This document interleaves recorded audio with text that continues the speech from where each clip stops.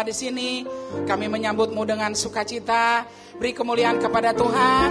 Buat saudara-saudara kita yang terhormat, yang terkasih. Sebab kita tahu bahwa orang-orang yang datang ke rumah ini, saudara, gak ada yang kebetulan. Kita akan memuji-muji Dia, man.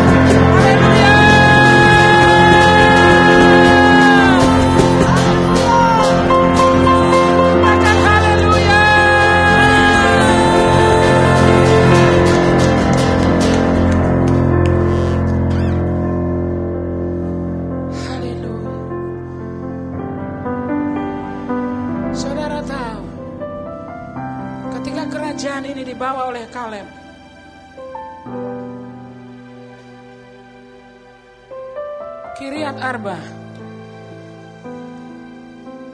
menjadi Hebron, tempat pertikaian, tempat peperangan, persaingan, sakit hati, diubah menjadi tempat yang aman. Sejak Kaleb menundukkan Kiryat Arba menjadi Hebron, sejak saat itu amanlah tempat itu.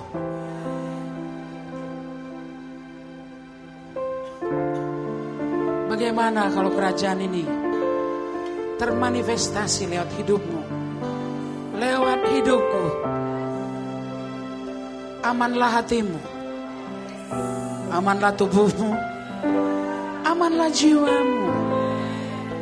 Sebab kerajaan ini adalah kerajaan damai.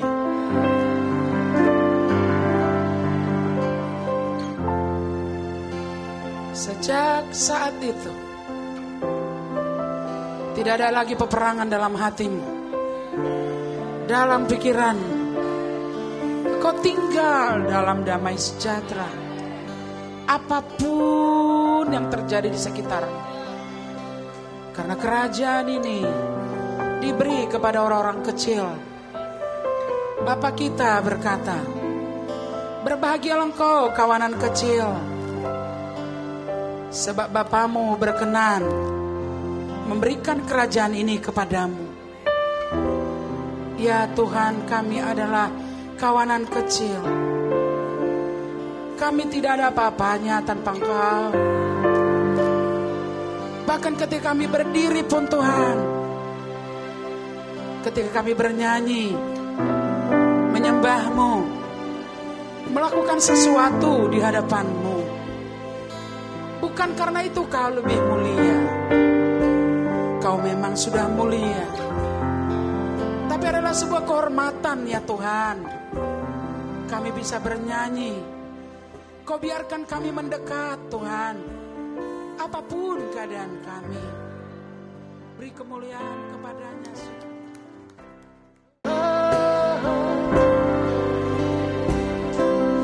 Kerajaannya tak berakhir, kemuliaan tak terbatas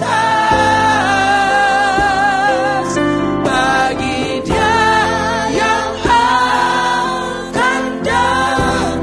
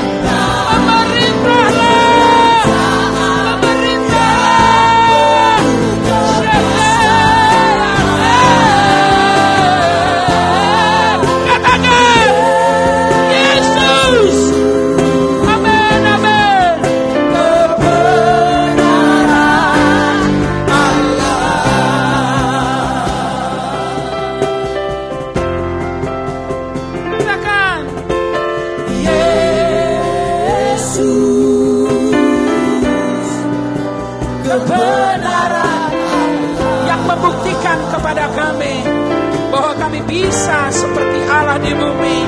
Kami bisa seperti Yesus di bumi. Manusia biasa bisa bertindak seperti Yesus di bumi. Di dalam kerajaan-Mu ya Tuhan.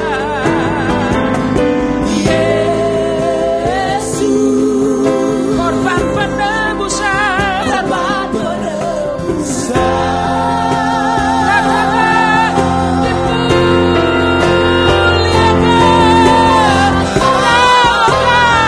Kami memuliakan-Mu. Kami memuliakan-Mu.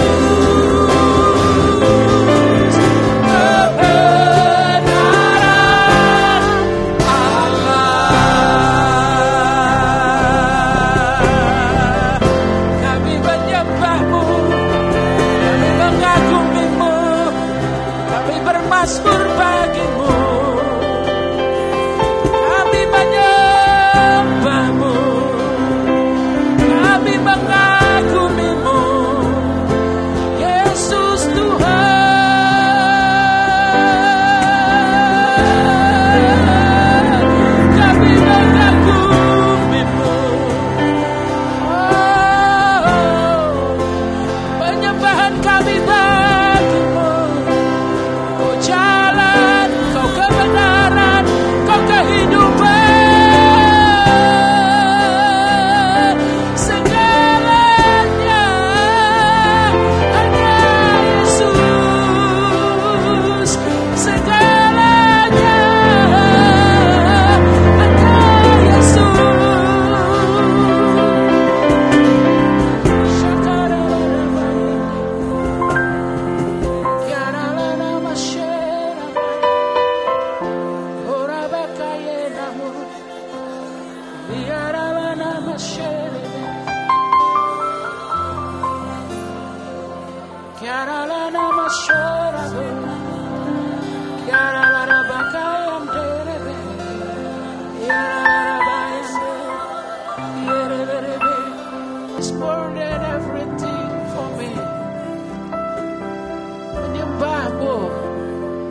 Lebih daripada apapun dalam hidupku, Kau membiarkanku saja mendengar nyanyianku.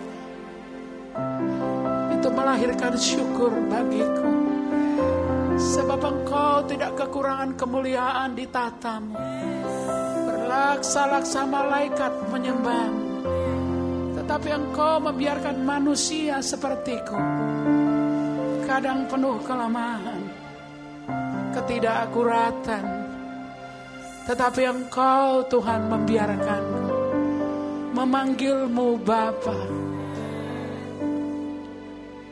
Ajaib itu bagiku melayani-Mu, Raja segala raja, seumur hidupku. Itu lebih daripada apapun ya Tuhan. Sekalipun banyak hal yang harus terus Tuhan diselaraskan, tetapi hari ini Engkau membiarkan kami menyembah-Mu. Terima kasih buat kebaikan. Terima kasih buat kerelaanmu mendengar suaraku, mendengar pujianku, mendengar alunan-alunan yang terbatas dari mulutku. Kau bukan kurang mulia Tuhan, tetapi Engkau membiarkan yang Kau ciptakan ini memuji-muji. Terpujilah nama-Mu.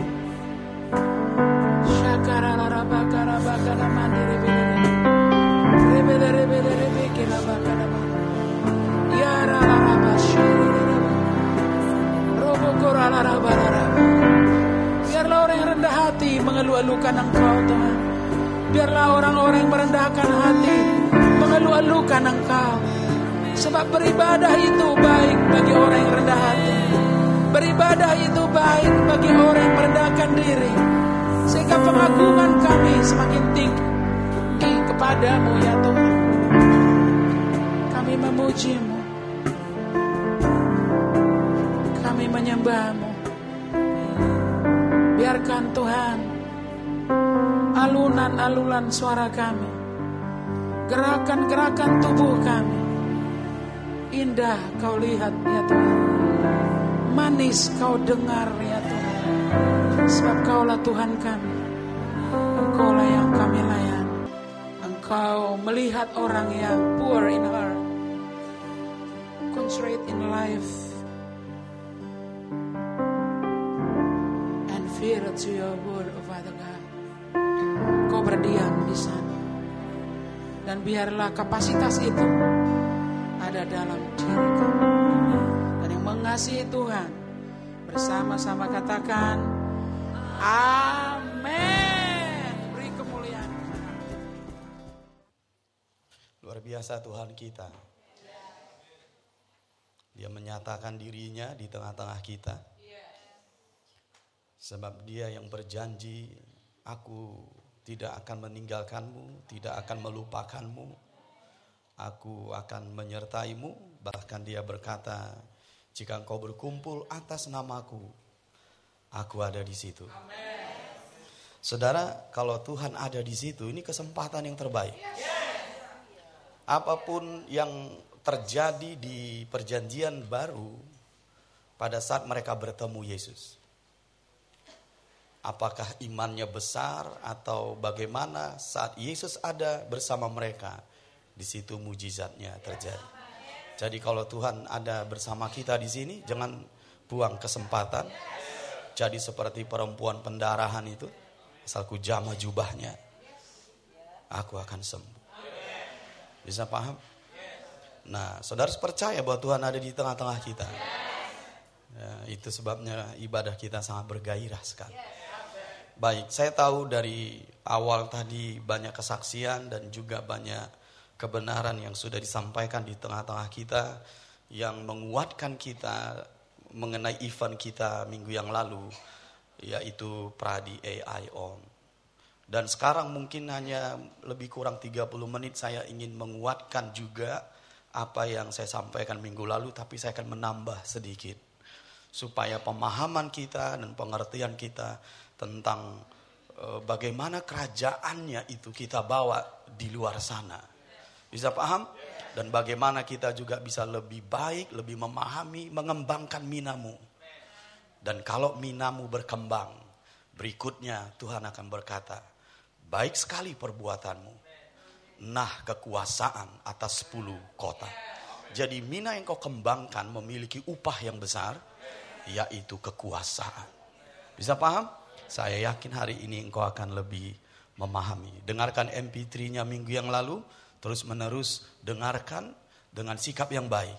Apa itu sikap yang baik? Mendengarkan. Apa itu sikap yang baik? Memperhatikan. Bisa paham? Hidupi itu saudara dan alami berkatnya. Mari kita buka dulu Wahyu pasal yang kelima ayat yang ke-10. Dan engkau telah membuat mereka menjadi suatu kerajaan dan menjadi imam-imam bagi Allah kita. Dan mereka akan memerintah sebagai raja di bumi. Bukankah ini membuat kita pada mulanya syok mendengar firman ini? Mengapa? Karena di situ disebut mereka akan memerintah sebagai raja. Yang kita pahami selama ini, Yesus memerintah sebagai raja. Dan dalam hal itu tidak ada kontradiksi di keyakinan kita. Karena kita tahu Yesus adalah raja. Bahkan dia raja segala raja. Tapi di sini disebut bukan Yesus tapi mereka. Bukankah ini sesuatu yang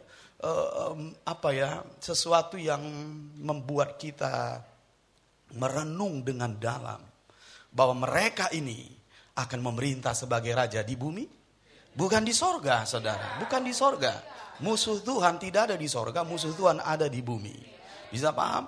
Dan pemerintahan itu saya mau sampaikan padamu sedang mendekati penggenapannya. Bisa paham? Sedang mendekati penggenapannya. Itu sebabnya kalau kalian saksikan sekarang bagaimana gereja dibawa Tuhan dalam musim Tuhan ke level yang baru, di mana gereja itu lebih memahami bahwa gereja itu harus hidup di dalam dimensi kerajaannya. Jadi ketika kita berdoa, datanglah kerajaanmu itu dari sorga ke bumi, pertama sekali dia harus datang di gerejanya. Bagaimana kerajaannya itu dihidupi mereka, bagaimana prinsip-prinsip kerajaan, nilai-nilai kerajaan itu dihidupi oleh gerejanya. Makanya saya sebutkan minggu lalu, gereja bukan organisasi, gereja bukan agama, gereja bukan gedung, gereja adalah kau dan aku. Yang dibangun Tuhan di atas batu karang, di mana alam maut tidak menguasainya, setan tidak menguasainya, sakit penyakit tidak menguasainya, kegagalan, kemiskinan, kekurangan tidak menguasainya. Dan itu yang dibangun Tuhan. Saya berharap kita merenung dengan dalam, gereja macam apa yang sedang dibangun Tuhan, yang akan dinyatakan di masa-masa kita ini. Bisa mengerti maksud saya? Mereka akan memerintah bersama Yesus di seluruh bumi. Dan itu terjadi di masamu. Makanya kau mendengarkan pesan ini kan? Ini bukan pesan-pesan dari masa lalu. Ini pesan-pesan di musim yang baru. Renungkan saudara, ini pesan di musim yang baru. Dan kalau kita lihat di situ, mereka ini adalah suatu kerajaan dan juga imam. Bisa paham? Mereka ini suatu kerajaan dan juga imam. Di kitab 1 Petrus mereka disebut imamat yang rajani. Jadi gereja itu harus di level ini, saudara. Bisa paham maksud saya? Gereja ini harus di level imamat yang rajani. Mereka imam, mereka juga raja. Haleluya. Bisa paham? Nah, saya mau pikiran kita terbuka dan meyakini kalau kita akan masuk ke situ. Bagaimana sebenarnya engkau mulai memanifestasikan, menunjukkan kualitas, gaya hidup, nilai-nilai, dan prinsip-prinsip kerajaan engkau bawa dalam hidupmu. Haleluya! Itu membuat kita bukan orang sembarangan. Itu membuat kita bukan orang seperti di dunia ini. Kalau saya sebut dengan bahasa anak kecil, kita ini alien dari sorga. Spesies baru. Sehingga orang akan berkata padamu suatu saat, orang macam apa dia ini? Itu yang mereka katakan kepada Yesus. Bisa paham orang macam apa dia ini? Ini yang dikatakan Firaun. Di mana kita temukan orang seperti ini yang dipenuhi oleh Roh Allah. Ini yang dikatakan orang-orang di daerah Dekapolis kepada Yesus. Dia membuat segala-galanya baik. Itu akan terjadi di masamu. Bisa amin 2 kali. Saya berdoa supaya pemahamanmu dinaikkan. Imanmu dinaikkan. Bahwa itu sedang terjadi. Haleluya. Engkau imamat yang rajani. Bisa paham? Nah, kalau kita ikuti terus MP3 saya, maka untuk mewujudkan itu, maka kita harus memahami yang disebut mengembangkan mina. Bisa mengerti maksud saya? Jadi perumpamaan tentang mina, kita harus memahaminya, kita harus bisa menyatakannya. Karena dengan melalui mengembangkan mina, Tuhan berkata, diberi kekuasaan atas 10 kota. Mari kita lihat Lukas pasal yang ke-19. Ini yang saya mau tekankan, bahwa imamat yang rajani itu adalah mereka-mereka yang menjalankan minanya di marketplace, di domain-domain yang ada. Bisa paham? Lukas pasal 19 ayat 16.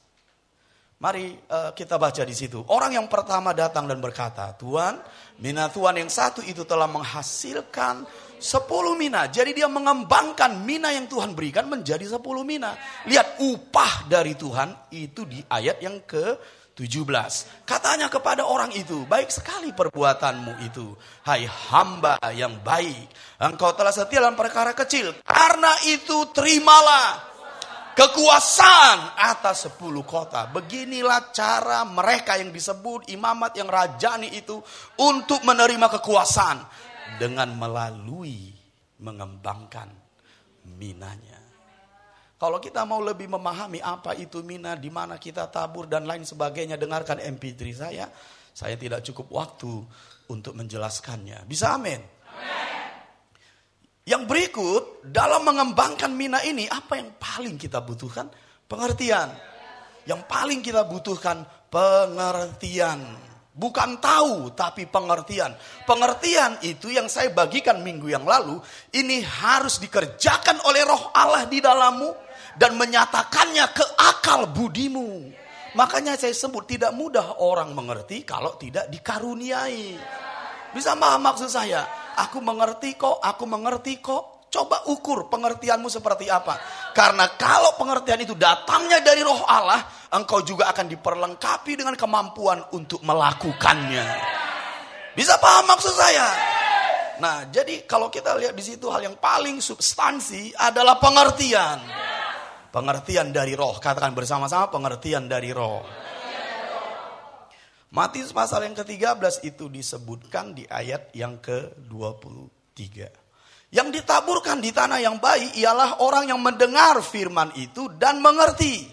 Dan karena itu, ini alasan mereka berbuah. Mendengar dan mengerti. Ada yang 100 kali lipat, ada yang 60 kali lipat, ada yang 30 kali lipat. Jadi alasan mereka berbuah adalah pengertian. Bisa paham? Dan kita tahu bahwa untuk mengerti firman itu, untuk mengerti firman tentang kerajaan, bisa amin dulu. Amen. Engkau harus diberi karunia. Bisa paham? Itu di ayat yang ke-10. Engkau harus diberi karunia. Ayat yang ke-11. Jawab Yesus, kepadamu diberi karunia untuk mengetahui rahasia kerajaan sorga, tetapi kepada mereka tidak. Jadi mereka-mereka yang diberi karunia, kau dan aku, adalah mereka-mereka yang mengetahui rahasia. Tanpa diberi karunia gak seorang pun bisa mengerti. Karena ini adalah hal-hal yang dari Roh. Ini adalah hal yang tersembunyi dalam diri Allah.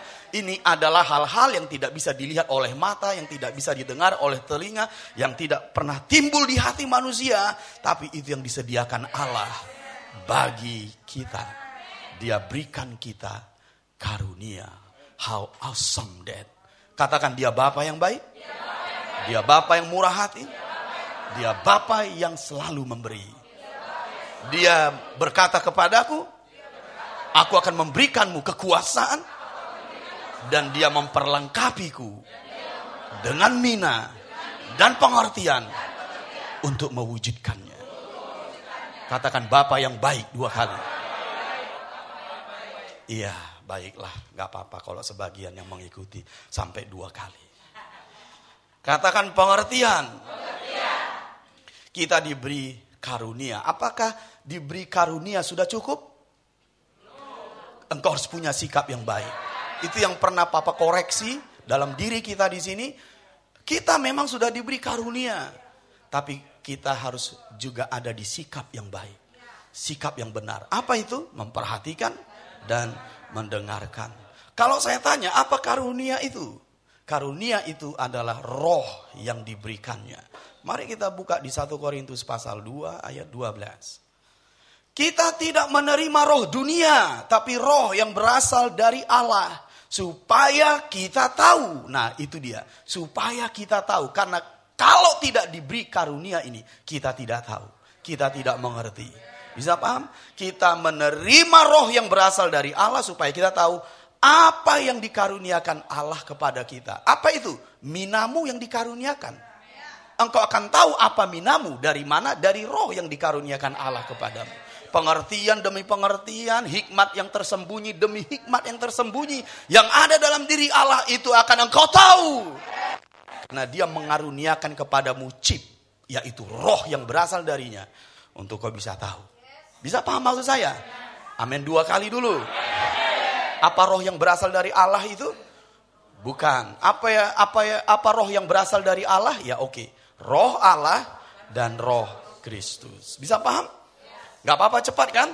Karena saya mengulangi event kita minggu yang lalu. Katakan roh Allah, diam di dalamku. Roh Kristus, rohku yang diciptakan segambar dan serupa dengan Yesus. Bukan Yesus, tapi rohku yang segambar dan serupa dengan Yesus. Itu roh Kristus di dalamku. Bisa paham? Nah, kalau saya tanya pada kalian, bagaimana prosesnya dia memberikanmu pengertian? Bagaimana roh di dalammu dan roh Kristus itu memberikanmu pengertian? Bisa paham? Masih ingat minggu yang lalu? Itu yang saya sebut di Roma 8:26. Bisa paham? Yuk kita ke Roma 8:26. Roma 8:26. Demikian juga roh membantu kita dalam kelemahan kita. Sebab kita tidak tahu bagaimana sebenarnya harus berdoa. Tetapi roh sendiri berdoa untuk kita kepada Allah dengan keluhan-keluhan yang tidak terucapkan. Kalau kita baca di kalimat pertamanya. Demikian juga roh membantu kita dalam kelemahan kita. Sebab kita tidak tahu bagaimana sebenarnya harus berdoa. Kelemahan kita bukan tidak tahu cara berdoa. Semua kita tahu cara berdoa. Anak kecil juga tahu cara berdoa. Dimulai dari Bapa kami yang di sorga dan diakhiri dengan demi nama Yesus. Amin. Semua kita bisa meminta itu. Bangun tidur, mulai makan kita akan doa seperti itu. Tapi kelemahan kita yang dimaksud di sini bukan itu, saudara. Kelemahan kita adalah hal-hal yang dari roh, hal-hal yang dari Allah yang tidak kita tahu. Itu yang kita sebut pengertian tadi. Yang kita tidak tahu ini apa? Hal yang tersembunyi itu. Hikmat yang tersembunyi itu. Bagaimana kau tahu? Hal-hal yang ada dalam diri Allah. Apa itu misalnya? Rencananya, kehendaknya, tujuannya atas hidupmu. Mina yang dikasihnya, bagaimana kau mengembangkannya. Bagaimana kau tahu? Bisa paham maksud saya? Amin dulu dengan senyum. Begitu. Jangan amin tapi dengan kening yang berkenyut. Amin. Gitu ya. Kenapa bisa terjadi ini? Karena kau belum mendengarkan berarti MP3-nya. Katakan kelemahan kita bukan tidak tahu cara berdoa, tapi tidak bisa dengan kekuatan sendiri mengetahui apa dalam diri Allah. Selain roh Allah.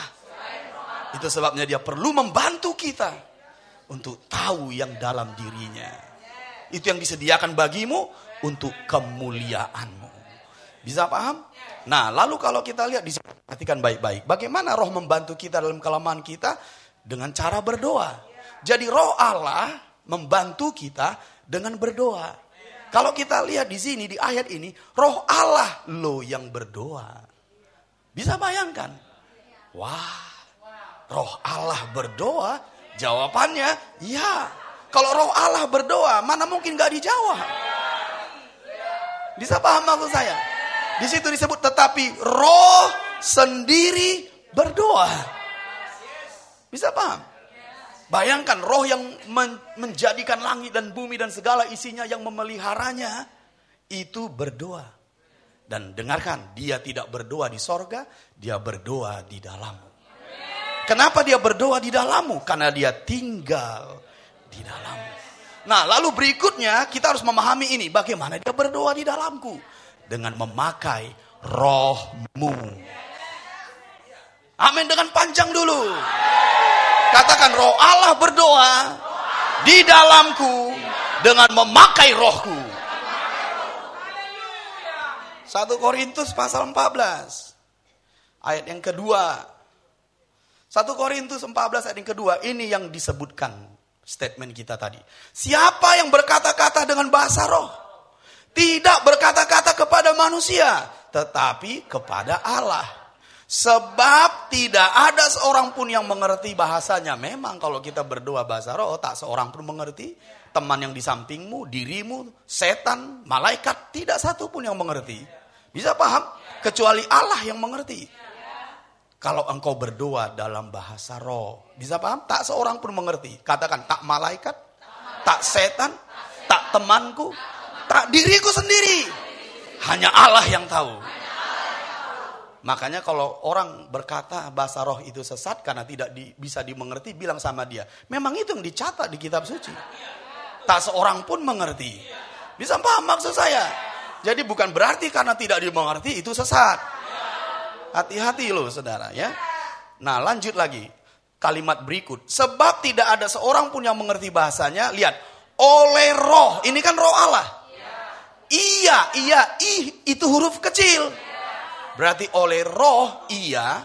Berarti oleh Roh Kudus, rohmu berdoa. Dia memakai rohmu berdoa. Bisa paham? Nah, kalau itu disebut oleh roh, ia mengucapkan hal-hal yang rahasia. Inilah bahasa rohmu. Tidak seorang pun mengerti. Dia rahasia. Jadi roh Allah di dalammu berdoa kepada Allah dengan memakai rohmu. Itulah bahasa roh. Bisa paham maksud saya? Nah, lihat saya baik-baik. Saya akan kasih pengertian seperti ini. Indah sekali, perhatikan saya. Manusia itu terdiri dari 3 bagian. Roh, jiwa, dan tubuh. 1 Tesalonika 5 berkata, kita adalah roh yang memiliki jiwa dan tinggal dalam sebuah tubuh. Jadi 3 bagian ini ada bahasanya. Kalau rohmu namanya bahasa roh. Kalau jiwamu atau akal budimu itulah bahasa kita sehari-hari.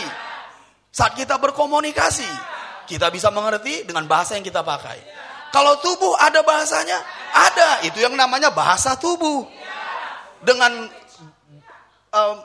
dengan tangan yang digerakkan, mulut yang digerakkan, kita bisa mengerti. Itu namanya bahasa tubuh. Ada pelajarannya itu. Jadi ada bahasa tubuh, ada bahasa akal budi, ada bahasa rohmu. Bahasa tubuh, engkau bisa mengerti kalau kau pelajari artinya. Ingat itu di TV ada pakai bahasa tubuh. Kenapa orang bisa mengerti? Karena mereka belajar bahasa itu. Bahasa akal budi kita pelajari sejak kecil. Makanya pelajaran pertama saat kita lahir adalah mendengar. Mendengar. Supaya kita bisa tahu bahasa apa yang kita pakai untuk komunikasi. Amin.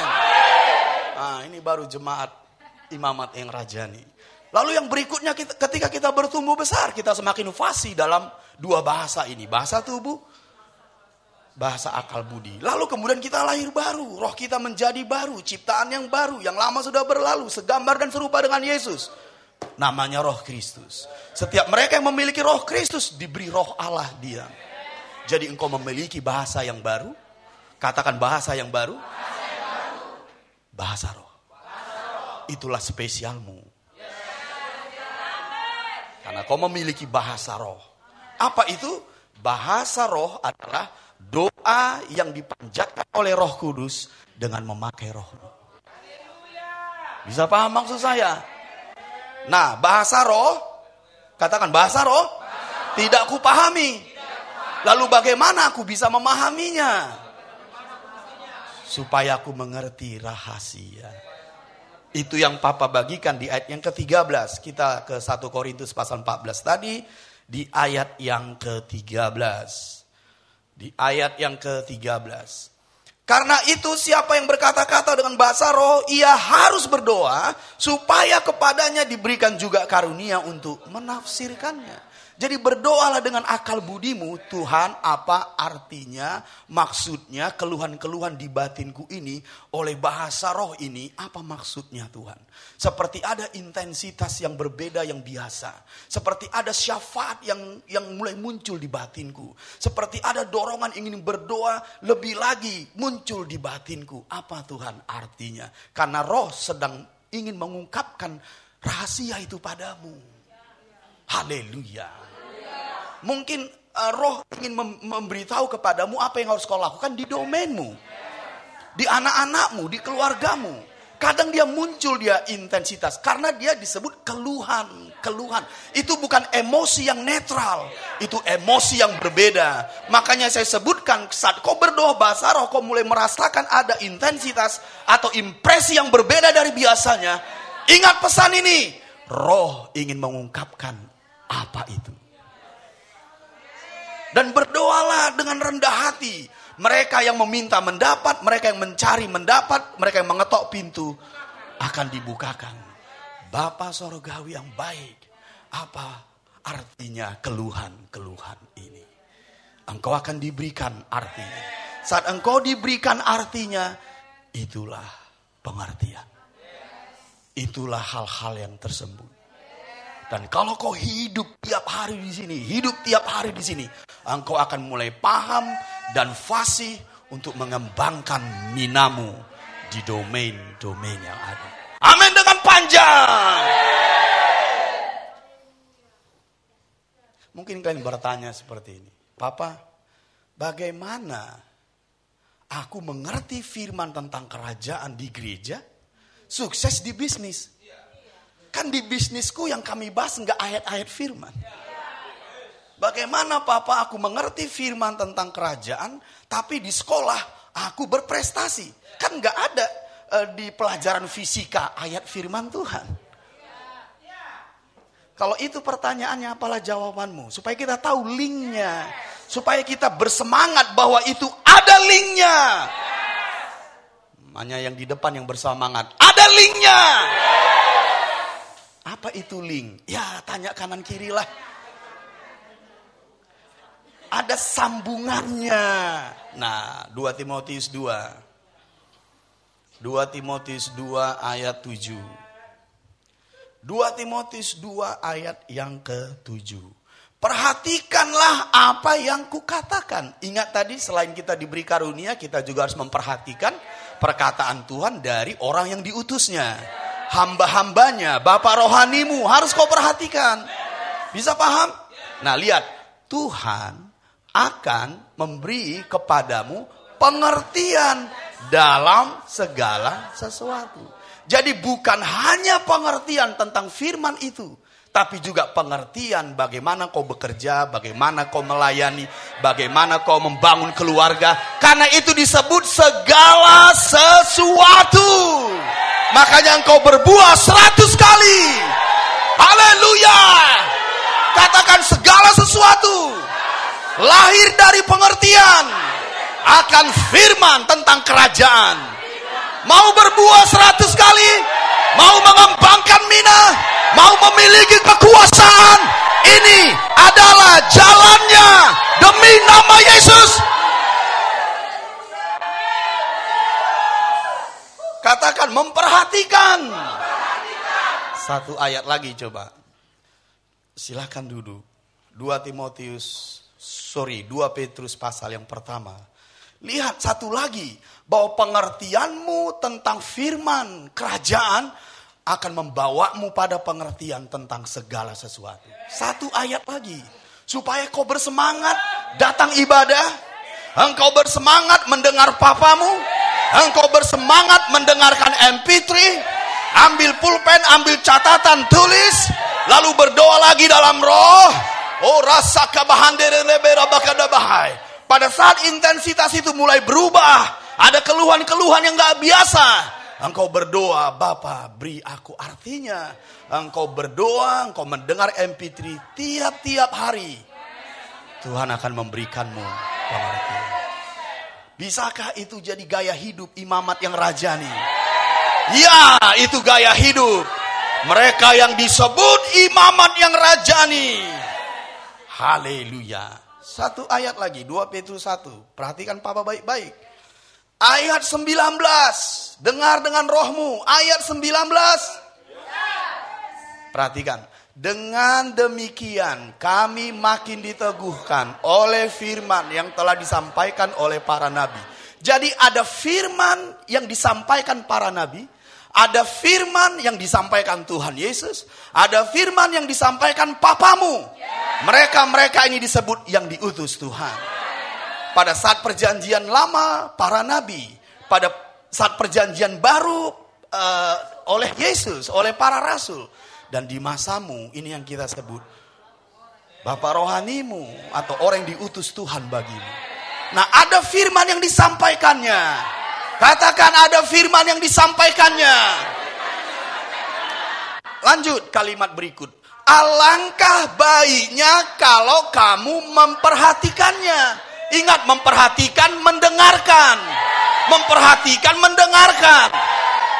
Apa yang muncul berikut? Lanjut. Sama seperti memperhatikan pelita yang bercahaya di tempat yang gelap. Begitulah ilustrasinya. Bagaimana kau memperhatikan suara papamu, itu seperti kita memperhatikan pelita di ruangan yang gelap. Memanglah kalau ruangannya gelap, pasti mata kita hanya tertuju ke pelita itu. Pasti itu. Siapa yang pernah di ruangan gelap? Apa yang terjadi padamu? Oke, baik. Itu minggu depan aja kita khotbahkan. Nah, dengarin Papa. Pasti kita memperhatikan pelita itu kan? Satu-satunya sumber terang. Begitulah kita memperhatikan perkataan Papa kita. Apa yang terjadi? Lanjut. Sampai fajar menyingsing. Nah, lihat fajar menyingsing. Contoh begini. Kalau kita berjalan di gelap malam, kita tidak tahu di sekitar kita kan? Apa yang ada di situ? Adakah rumah warnanya apa? Adakah mobil merek apa? Adakah sepeda motor merek apa? Adakah orang-orang kita tidak tahu? Karena gelap menutupinya. Tapi dengar dan perhatikan, saat fajar menyingsing perlahan-lahan, kita mulai tahu, ada rumah. Ada pohon. Wah, ada mobil. Makin terang, wah rumahnya warnanya ini. Kacanya ini. Wah mobilnya merek ini. Makin terang semuanya jelas. Dengarin, ini dia perkataan profetiknya. Tuhan memberikanmu banyak harta di dalam. Engkau perlu terang supaya kau tahu apa di dalam. Bisa paham? Engkau perlu terang supaya kau tahu apa yang ada di dalam. Sebab harta yang indah ada di dalam bejana tanah liat. Apa kata Paulus? Harta yang berharga ini ada di dalam bejana tanah liat. Tapi banyak kita tidak tahu harta yang indah itu. Karena dalam gelap. Sampai fajar menyingsing. Sampai bintang timur bersinar di hatimu. Maka kau mulai tahu, ini minaku. Ini cara mengembangkannya. Karena itu segala sesuatu pengertian. Coba dulu amin sepanjang-panjang yang bisa kau buat. Oke, stop. Oke, stop. Setan berlarian semua. Katakan fajar menyingsing. Bintang timur terbit di dalam hatiku. Sehingga aku tahu apa yang diberikan Allah di dalamku. Apa itu minaku? Jadi kita harus memfokuskan how to get understanding. Bagaimana mendapatkan pengertian demi pengertian. Wahyu demi wahyu. Hikmat demi hikmat. Ini yang kita sebut penyataan roh. Ini yang kita sebut kunci-kunci kerajaan. Apa yang kau ikat di bumi akan terikat di sorga. Apa yang kau lepaskan di bumi akan terlepas di sorga. Katakan, imamat yang rajani. Hidup dalam pengertian. Demi pengertian. Katakan statement yang terakhir, setelah itu saya selesai. Aku harus terlatih di sini. Beginilah caranya. Allah melatihku untuk memerintah. Makanya saya sebutkan dimensi roh ini akan membantu kita untuk membawa mandat kerajaan. Karena ternyata dimensi roh ini membawamu pada pengertian. Jadi engkau harus terlatih di sini. Karena beginilah cara Allahmu melatih kita untuk berperang dan menang. Jadi orang-orang yang terlatih dalam kerajaan adalah orang-orang yang terlatih membangun dimensi rohnya untuk mendownload understanding. Sama seperti Daniel, dia memiliki roh yang luar biasa. Itu sebabnya dia diberi pemerintahan di zaman Nebukadnezar, di zaman Kores, di zaman Darius, 4 kerajaan. Selama 100 tahun, Daniel selalu ada di istana raja. Karena dia memiliki roh yang luar biasa. Bisa paham dulu, bisa mengerti. Jadi katakan terlatih. Tiap-tiap hari. Aku harus membangunnya. Karena beginilah caranya. Allah melatihku untuk menerima kekuasaan. Daud dilatih Allah tangannya berperang loh saudara. Coba kita lihat. 1 Samuel pasal 22. 1 Samuel pasal 22. Ayat yang ke-35. 1 Samuel pasal 22. Sorry.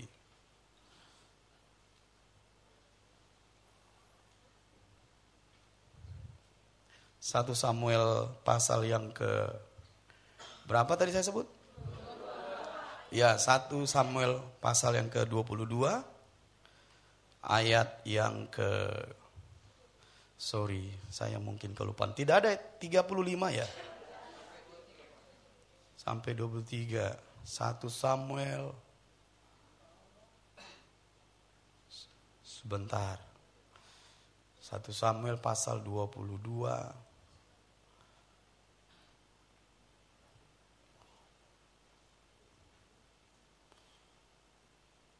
1 Samuel.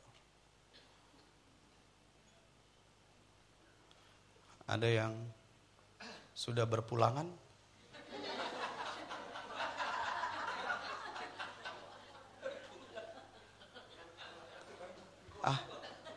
Bapak itu cari ayat-ayat, kita pulang yuk. Atau 2 Samuel kah? Coba kita lihat dulu. Saya perlu 2 Samuel. Ada 35? Oke, mari kita buka 2 Samuel. Oke, 2 Samuel pasal yang ke-22 ayat 35. Kita baca bersama-sama.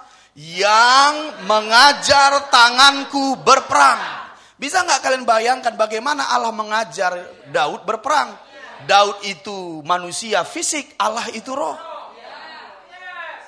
Kalau saya melatih kalian berperang, ya mudah, saya fisik, kalian fisik. Tapi bagaimana Allah melatih Daud berperang? Allah itu roh, Daud itu fisik. Saya harap kita mengerti.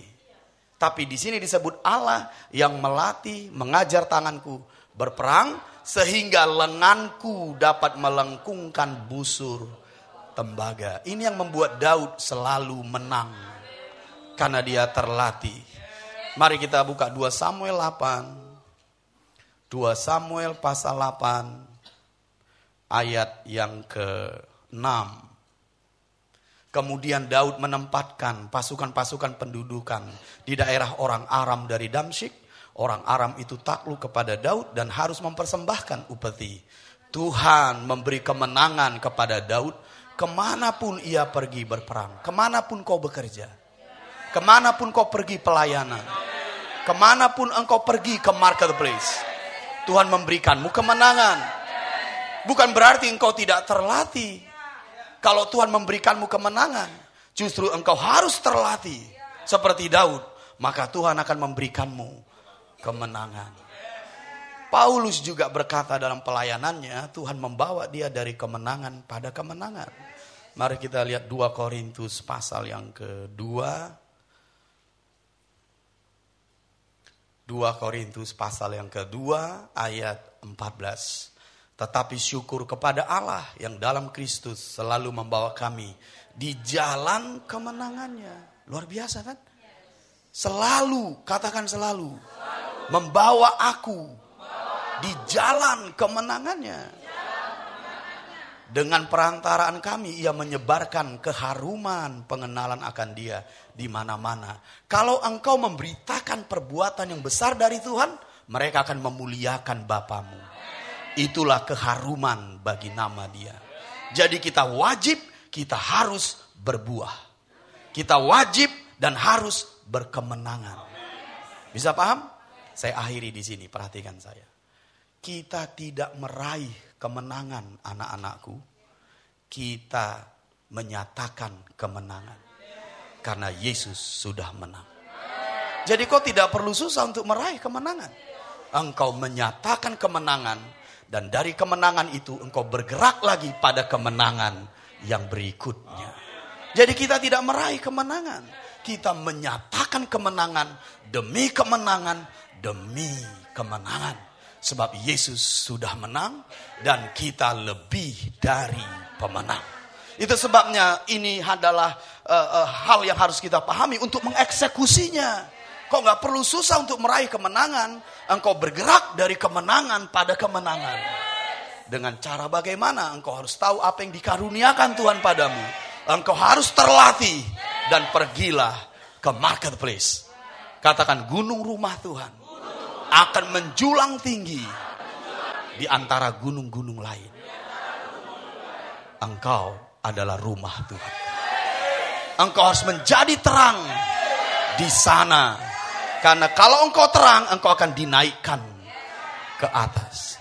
Dan terang itu adalah perbuatan-perbuatanmu yang baik. Bisa paham maksud saya? Saya berdoa dengan segenap hati saya. Supaya ini bisa memperkayamu, menguatkanmu. Dan mendatangkan gairah yang besar bagimu.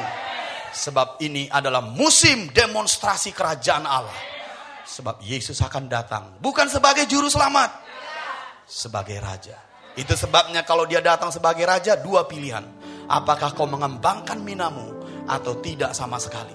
Mereka yang tidak mengembangkan minanya, Tuhan akan menghukumnya. Itu Lukas 19. Tapi kalau kau mengembangkan minamu, dia akan berkata, baik sekali perbuatanmu. Mari masuk dalam kesukaan ini dan memerintah bersamaku di bumi. Mau memerintah bersama Yesus? Mari bangkit berdiri. Berdoa dalam roh 1-2 menit. Ini harus kebiasaan. Ini kebiasaan yang harus kita kembangkan. Ayo bangkitkan dari dalam rohmu bahasa-bahasa roh. Karena engkau memiliki roh yang baru, namanya roh Kristus. Pastilah memiliki bahasa, namanya bahasa-bahasa roh. Ayo semua kita belajar untuk mengalirkannya dari dalam hatimu. Berdoa dalam roh. Lando boko mahande breke bahaye. Berdoa dalam roh. Biarkan Roh Kudus melingkupi rohmu. Biarkan Roh Kudus memberdayakan rohmu. Dengan berdoa lebih lagi di dalam rohmu. Berdoa dengan bahasa-bahasa yang baru, dengan kosakata yang baru, dengan intensitas yang tertentu. Ayo bangkitkan, bangkitkan, bangkitkan. Oh, rabakada bande bede bode rabakada bahaye. Rolo bode bande bede bede berianta. Iye. Oh, rasaka mahalo mereka bahaye.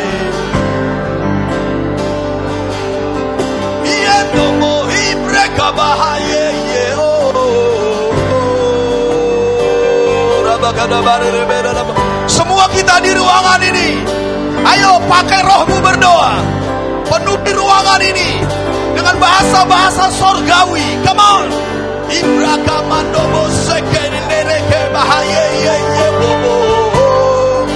Bahasa-bahasa sorgawi. Come on.